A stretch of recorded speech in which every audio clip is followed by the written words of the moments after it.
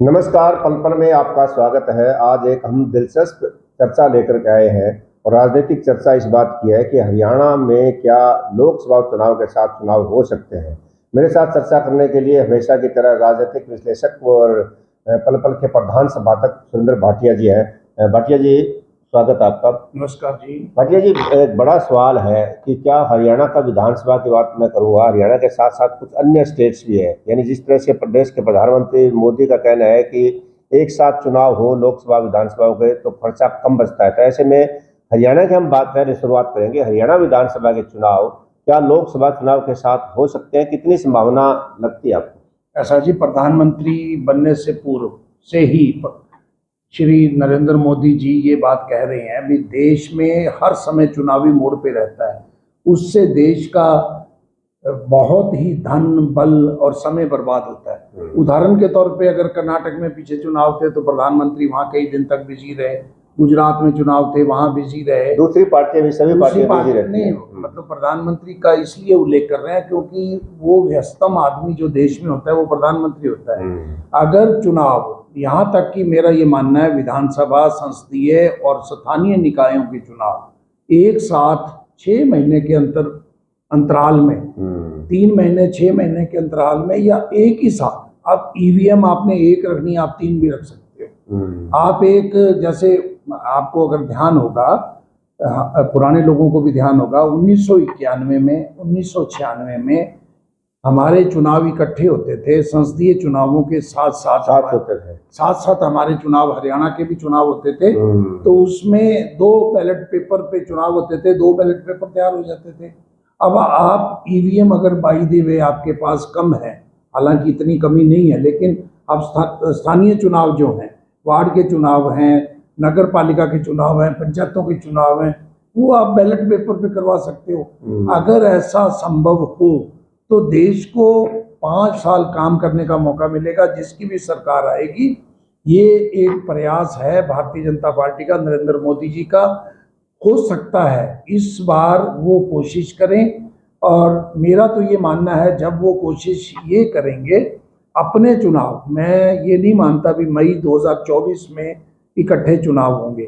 अगर ये प्रयास होगा तो 6 महीने वो प्री पॉन्ड अपने भी चुनाव करेंगे, तो अवश्य जो विपक्षी दल हैं उनकी कुछ स्थानों पे जो सरकारें हैं उनको इस बात पे राजी किया जा सके भी एक साथ चुनाव करवाए जाएं। हालांकि ये बड़ा मुश्किल लगता है क्योंकि किसी के चुनाव 6 महीने बचे हैं, किसी को 1.5 साल बचा है, किसी को 1 साल बचा है। जैसा कि अगर दिल्ली की बात करें तो दिल्ली को लगभग 2.25 वर्ष बचे हैं। 2015 जनवरी फरवरी में दिल्ली विधानसभा के चुनाव होने हैं। अभी 5 स्टेटों के चुनाव, जिसमें मध्य प्रदेश है, राजस्थान है, छत्तीसगढ़ है, 2 और छोटे प्रदेश हैं, इनके चुनाव नवंबर दिसंबर में होने हैं। मई में संसदीय चुनाव होने हैं और अक्टूबर में हरियाणा सहित अनेक राज्यों के अक्टूबर में होने हैं। आपका हरियाणा की अगर बात करें भाटिया जी, तो हरियाणा के अंदर अगर दोनों लोकसभा और विधानसभा चुनाव एक साथ होते हैं, क्योंकि हरियाणा में बीजेपी सरकार है, केंद्र में बीजेपी की सरकार है, तो यहाँ कोई दिक्कत आएगी नहीं। तो ऐसे में क्या लगता है कि जिस तरह की जो तैयारियां बीजेपी कर रही है, 3 दौरे रखे हुए हैं, बड़े रैलियां रखी हुई है हरियाणा में, क्या ये कोई संकेत तो नहीं इस बात का कि एक संभावना तो नहीं है कि एक साथ हो सकते हैं हरियाणा का? नहीं, हरियाणा में देखो, अगर एक साथ संसदीय चुनाव होंगे तो वो फिर मई में ही होंगे। हरियाणा के चुनाव तो जब मर्जी करवा लें, क्योंकि भारतीय जनता पार्टी की सरकार हरियाणा में है। ये एक डिमांड उठ भी रही है अब मई में और सितंबर अक्टूबर में, 4-4.5 महीने का अंतर है और वो कोई फर्क नहीं पड़ता। एक बार ऐसे कांग्रेस पार्टी ने भी प्री पॉन्ड चुनाव करवाए थे।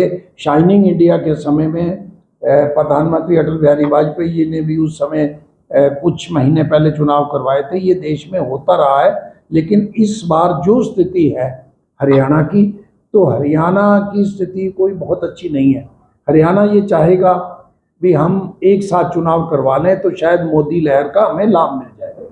चलिए, मोदी लहर का लाभ मिल जाए। अगर आप बाकी स्टेट्स की आपने बात की, कुछ स्टेट्स का, कि जैसे आधे स्टेट्स के एक बार हो जाए, अगली बार हो जाए, बार बार ट्राई की जाए और लास्ट में अंत में एक साथ पूरे देश के चुनाव हो, क्या इसके लिए जो दूसरी पार्टी है, अगर बड़ी पार्टी कांग्रेस है, क्या वो इसको बनाया जा सकता है कि राजी हो सकती है कांग्रेस?